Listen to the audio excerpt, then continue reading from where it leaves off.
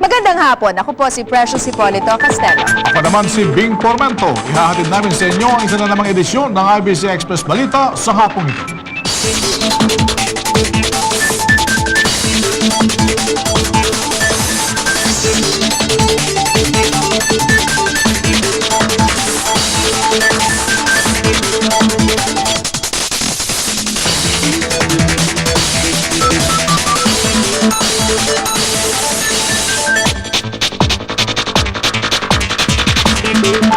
Sa ating top stories, pagkamatay ng isang AH1N1 patient sa bansa, kinumpirma ng Department of Health. Mga kumpanya sa Pilipinas hinikayat ng Department of Labor and Employment na magbigay pa ng karagdagang trabaho sa publiko. Sa anibersaryo ng paglubog ng MV Princess of the Stars, may-ari at kapitan nito kinasuhan na ng Department of Justice. At Pangulong Gloria Macapagal-Arroyo nakarating na sa bansang Brazil. Kinumpirma ngayon ng Department of Health ang unang pasyente ng influenza AH1N1 na namatay sa bansa. Pero ayon sa DOH, bukod sa H1N1 ay may sakit din sa puso ang naturang pasyente. Ang detalye ng Express Balitang ito mula kay Marian Alivio.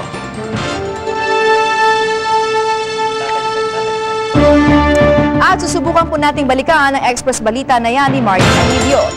Samantala, isang eskwelahan sa China ang ipinasara matapos 30 sa mga estudyante nito ang dinapuan ng influenza AH1N1 virus. Ang naturang eskwelahan ay ang Shipai Township Central Primary School sa Dongguan City sa Guangdong, China. Noong unang umano ay 6 lamang sa mga mag-aaral nito ang nagpositibo sa virus. Pero kalaunan ay nadagdagan pa ito ng 24 na kaso. Pero ayon sa Xinhua News Agency, nasa ligtas ng kalagayan ang mga estudyanteng nagpositibo sa AH1N1. Samantala, si Pangulong Gloria Macapagal-Arroyo ang kauna-unahang Pangulo ng Pilipinas na bumisita sa bansang Brazil. Handa naman daw ang Malacanang na isapubliko ang mga nagastos ng Pangulong Arroyo sa mga foreign trip nito. Ang detalye sa Express Balita ni Maricel Halili. Palasyo ng Malacanang na sumailalim sa auditing kaugnay ng mga gastusin sa pagbiyahe ng Pangulong Gloria Arroyo at ng buong delegasyon ng Pilipinas sa pagbisita sa ibang bansa. Paliwanag ni Press Secretary Serge Remonde, bukas ang Malacanang na ilahad sa publiko ang lahat ng nagasto sa mga foreign trip ng Pangulo at ipakita kung ano-ano ang benepisyong nakukuha ng bansa mula dito. Kakagaling lamang ng Pangulo mula sa 4 na araw na pagbisita sa Japan at kahapon ay nagtungo na ito sa Brazil para sa 4 na araw na state visit bilang tugon sa imbitasyon ni Brazilian President Luiz Ignacio Lula da Silva. Ang Pangulong Arroyo ang kauna-unahang Pangulo ng Pilipinas na bumisita sa Brazil. Layunin nito na pagtibayin ang kooperasyon sa pagitan ng dalawang bansa. Sa unang araw ng kaniyang state visit, pupunta ang Chief Executive sa Suape Container Terminal, ang pinakamalaki at pinakamodernong pasilidad para sa container operations sa Hilaga at Hilagang Silangang Brazil.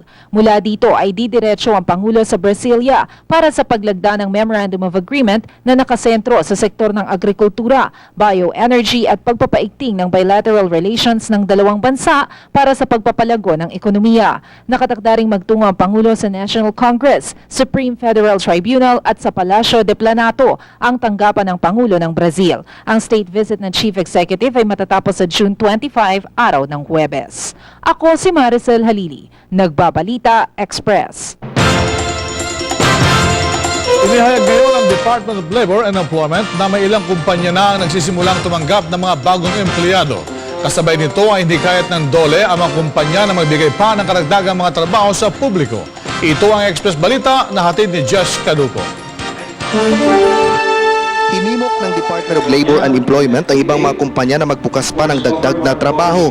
Kampante kasi ang DOLE na unti-unti nang bumabawi ang ekonomiya sa epekto ng krisis pinansyal na tumama sa buong mundo. Ayon sa DOLE, Ilan sa mga sektor na umuusad na ngayon ay ang electronic sector na siyang unang tinamaan ng krisis, garment at ang metal sector. 50% na rin umano ng mga nawala ng trabaho dahil sa krisis ay nakabalik na sa kani-kanilang mga trabaho. Noong araw ng kalayaan, umabot din sa 72,000 ang natanggap sa trabaho sa isinagawang mega job fair ng pamahalaan. Sa datos naman ng NEDA, bumaba na ang unemployment rate ng bansa ngayong patapos ng ikalawang bahagi ng taon kung saan bumaba ito sa 7.5% mula 8%. Kino-coordinate namin sa ating mga export zones yung mga hiring nila upang sa ganun makuha na, di ba, malaki na yung ibabalik sa mga dating na-retrench nila noon, di ba? At yung iba nga nag-a-add na sila ng mga bago sa ngayon. Additional na talaga. Our expectation that in the second quarter, the infrastructure spending by agencies under the Economic Resiliency Plan would have delivered from obligations to disbursements. At dahil sa dagdag na government spending sa ilalim ng Economic Resiliency Plan at consumer spending, matutulungan pa nitong maiangat ang ekonomiya ng bansa mula sa malalang epekto ng krisis. Maging ang pag-angat ng overseas remittance na umabot sa $5.5 billion ay makakatulong din umano sa pag-usad ng ekonomiya. There will be many more investors at kung makaka-regenerate uli yung mga existing dito sa atin at makadagdag sila ng volume of business, and we still have ample employment opportunities. As consumer spending has already been started with the recent schooling as well as movement of people. Ako si Jessica Duco, Nagbabalita, Express. Kinumpirma ngayon ng Department of Health ang unang pasyente ng influenza A H1N1 na namatay sa bansa. Pero ayon sa DOH, bukod sa H1N1 ay may sakit din sa puso ang naturang pasyente. Ang detalye ng Express Balitang ito mula kay Marian Alivio. Isa na ang patay bunsod ng sakit na H1N1 influenza sa Pilipinas. Ayon sa Department of Health, isang 49 anyos na babae mula sa Metro Manila ang unang biktimang bumigay sa epekto ng nasabing sakit. Hunyo 17 pa mula nang makitaan siya ng sintomas ng trangkaso gaya ng ubo, panlalamig at hirap sa paghinga. 2 araw matapos ito, saka siya nasawi. Kinabukasan, iniulat ng kanyang mga doktor na positibo nga sa AH1N1 virus ang biktima. The post-autopsy findings disclosed that the death was caused by congestive heart failure, secondary to acute myocardial infarction, aggravated by severe pneumonia, either bacterial, viral, or both. A throat swab revealed that she was positive for H1N1. Pero paglilinaw ni Duque, hindi pa nila makukumpirma sa ngayon kung talagang AH1N1 nga ba ang dahilan ng pagkamatay ng biktima.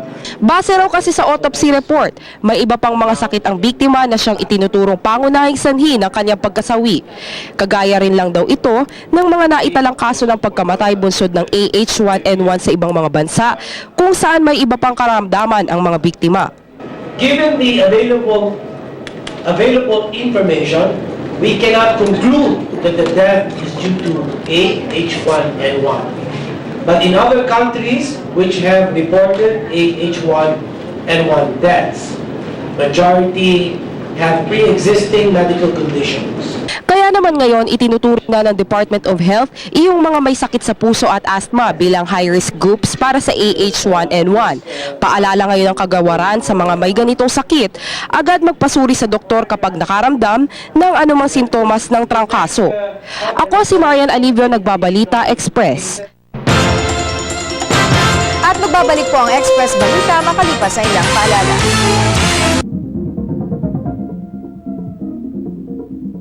Ang Express Balita, nagsampa na ng kasong kriminal ang Department of Justice laban sa ilang opisyal ng Sulpicio Lines. Ito kaugnay ng naganap na malagim na paglubog ng barkong MV Princess of the Stars sa karagatan ng Sibuyan sa Romblon isang taon nang nakararaan. Naharap ngayon sa kasong reckless imprudence resulting to multiple homicide ang first Vice President ng Sulpicio na si Edgar Go at Kapitan na si Florencio Marimon sa Manila City Regional Trial Court. Multang 320,000 piso bawat isa ang ipinataw sa dalawang akusado. Posible naman daw na isang taon pa ang gugulin ng isinasagawang salvage operations para sa lumubog na MV Princess of the Stars. Ayon kay Romblon Representative Eliandro Jesus